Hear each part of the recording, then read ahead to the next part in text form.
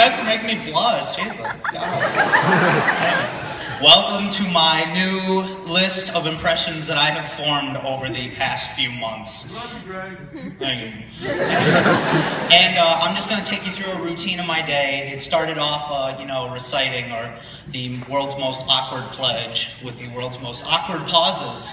There are pauses where there should never be pauses in the Pledge of Allegiance, where it's like, I pledge allegiance to the flag of the United States of America. And you know what? I thought of two reasons why Harbaugh is really, hesitant on doing that. It's either he's holding back a burp, or he is so emotionally invested in saying this quote, and he's trying so hard not to cry. Where it's like, with liberty and justice for all. And that was in my first period class where I had Mr. Buglis as my first teacher. And it'd be I'm in art and tech, and he would go, okay guys, here's this project. I'm gonna give you 6 weeks to work on it. There you go. And he'd sit down, and the routine crack of the Diet Pepsi can every morning. It was something we were like, 3, 2, And then I go to second period where I have Miss Van Ness as a teacher, and she gave me crap all year that I could not come up with a good impression, because the only quirk she has to point out is the laugh, which is make her laugh and that's what you'll hear. But now let's get into the really detailed impressions, if you guys know what I mean. And so I have Miss Moyer for math class, which I tried so hard not to struggle all year. And I go up and I'm like, Miss Moyer, I have this problem with this worksheet. Could you help me on it? She's like, oh, you're killing me, Smalls. And so I talked to her about it, and it would go like, so Miss Moyer, you're saying if I do this, this, and this, then it'll result to that, and you'll get the awkward. The head will go down and the thumb will go. I do both, but I'm holding a microphone.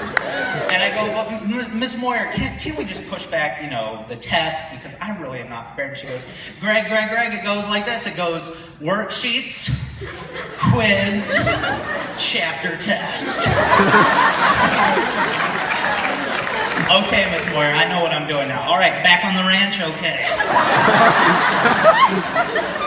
And then I have Mrs. Stiles for my fourth period. And every day, she's the only teacher that calls me by my full name. I go and, hey, Mrs. Hello, Gregory.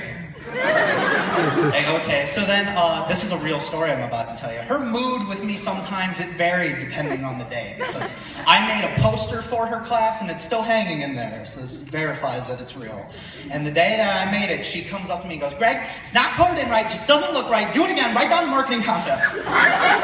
And then the next day, no joke, next day I go there and she's like, Greg, I love this so much, I think I'm gonna laminate it.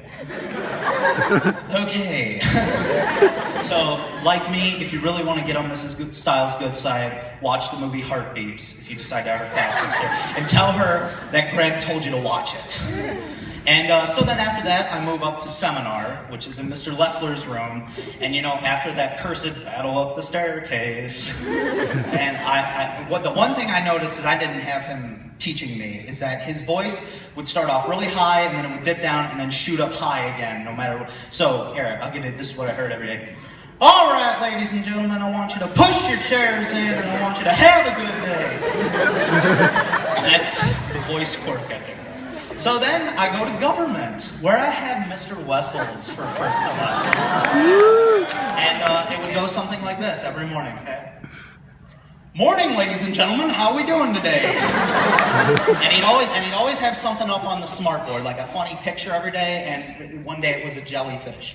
And he goes, you see, this picture represents the United States Congress. Get it? They're spineless.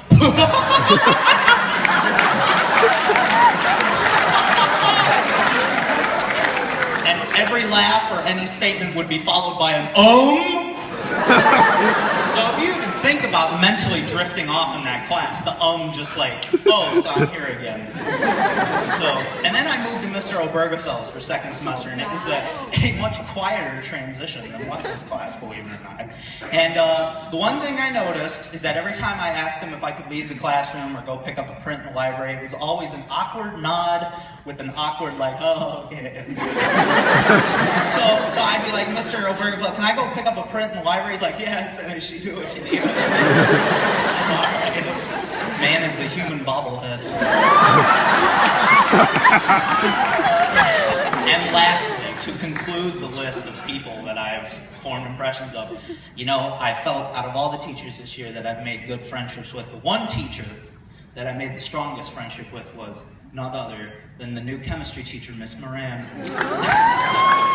And I just, every day for the first half of the year, I'd always be like, oh, you guys have a good day, like, to my teachers. I'd be like, have a nice day, and they're like, you too. But every day at Miss Moran's, it was, have a nice day, Miss Moran, and I'd get the,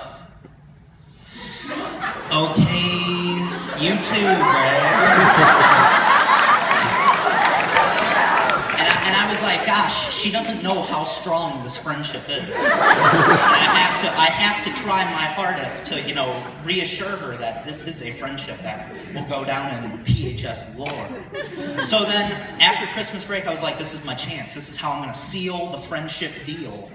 I go up to her and I'm like, hey, Miss Moran, how was your Christmas vacation? She was like, it was good, Greg. How was yours? And I set aside 2 hours a day crying because I wasn't in your class. You know, the least creepy thing I could think of. And she goes, that's good to know, Greg. And that is all I have. Thank you.